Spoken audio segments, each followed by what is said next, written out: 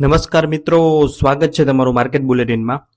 Market બુલેટિનમાં આપણે post કરી છે શેર બજાર તથા આઈપીઓ લગતા તમામ મહત્વના સાચા અને ઝડપી સમાચાર એ પણ આપણી ગુજરાતી ભાષામાં. આવતીકાલથી એક મેઇન બોર્ડ આઈપીઓ શરૂ થાય છે, તેના વિશે પણ વિડીયો પોસ્ટ થઈ જશે. તો ચેનલને તમે સબસ્ક્રાઇબ ન કરી હોય તો ખાસ સબસ્ક્રાઇબ કરી લેજો. ચાલો વધુ વાત ન કરતા શરૂઆત કરીએ આજની. તો આજે માર્કેટમાં આવ્યો છે મહાકડાકો. 7 લાખ કરોડ સાફ થઈ ગયા છે માર્કેટમાંથી.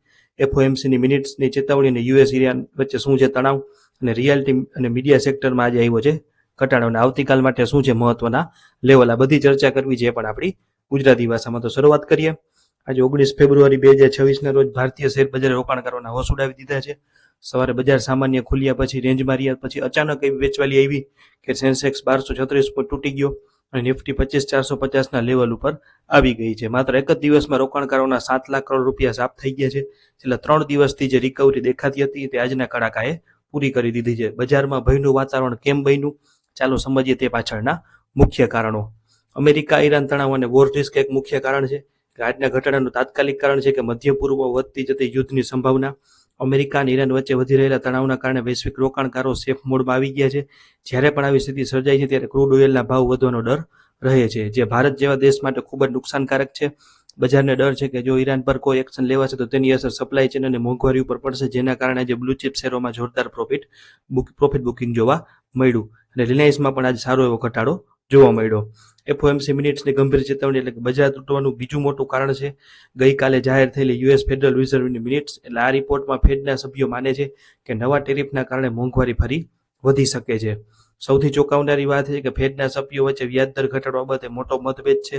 બજાર આશા રાખી રહ્યું હતું કે 2026માં યુએસમાં વ્યાજદરો ઝડપથી ઘટશે, પણ ફેડની મિનિટ્સ જણાવે છે કે જ્યાં સુધી મોંઘવારી 2% ઉપર નહીં આવે ત્યાં સુધી વ્યાજદર ઘટાડવા અનિશ્ચિત છે. આનાથી વિદેશી રોકાણકારોમાં ગભરાટ ફેલાયો અને આ અનિશ્ચિતતાના કારણે ઘટાડો પણ જોવા મળ્યો. આજે સેક્ટરલ પરફોર્મન્સ જોઈએ તો નિફ્ટી રિયલ્ટી અને નિફ્ટી મીડિયામાં સૌથી વધુ એટલે 2%થી વધુનો ઘટાડો જોવા મળ્યો.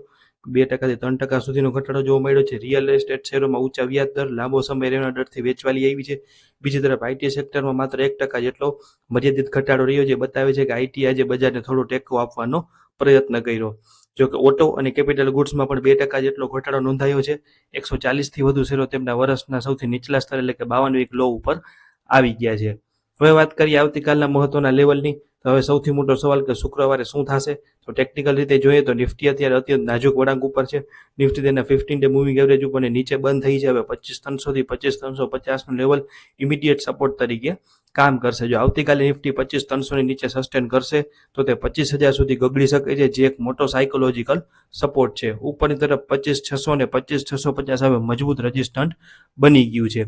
તો મિત્રો, હાલમાં બજાર ન્યૂઝ અને વૈશ્વિક પરિસ્થિતિ ઉપર ચાલી રહ્યું છે.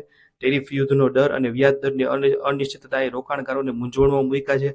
અત્યારે એગ્રેસિવ ટ્રેડિંગ ટાળવું અને ક્વોલિટી સ્ટોકમાં જ રહેવું હિતાવહ છે. તો જો તમે લાંબા ગાળે રોકાણકાર છો તો ગભરાઈને વેચવાલી કરવાના બદલે ડાયવર્સિફાઈડ પોર્ટફોલિયો પર ધ્યાન આપો અને શેર બજારના આવા જ સચોટ વિશ્લેષણ માટે ચેનલને સબસ્ક્રાઇબ કરવાનું ભૂલતા નહીં. ત્યારબાદ એક ખાસ નોંધ પણ લેજો કે આ વિડીયો માત્ર શૈક્ષણિક હેતુ માટે છે.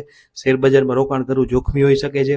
આમાં આપેલી માહિતીના આધારે કોઈ પણ રોકાણ કરતા પહેલા તમારા રજિસ્ટર્ડ ફાઇનાન્શિયલ એડવાઇઝરની સલાહ જરૂર લેવી. અમે કોઈ પણ પ્રકારના નફા કે નુકસાન માટે અમે જવાબદાર નથી. તો આ વાત કરીએ આપણે આજે બજાર તૂટવાના મુખ્ય કારણની, જેમાં તમે જાણ્યું કે કોઈ ભારતનું કે કોઈ સ્થાનિક બજારનું એવું કોઈ મોટું કારણ નથી કે જેના કારણે ઘટાડો આવ્યો હોય, પણ જે કાંઈ છે તે વૈશ્વિક કારણ છે ને એક છે મેન યુએસ ફેડ મિટિંગની મિનિટ્સ. તો આવા તમામ મહત્વના અપડેટ માટે જોડાઈ રહેજો અને કોઈ પણ પ્રશ્ન કે કોઈ પણ મંતવ્ય હોય તો કોમેન્ટ સેક્શનમાં જરૂર જણાવજો. આભાર.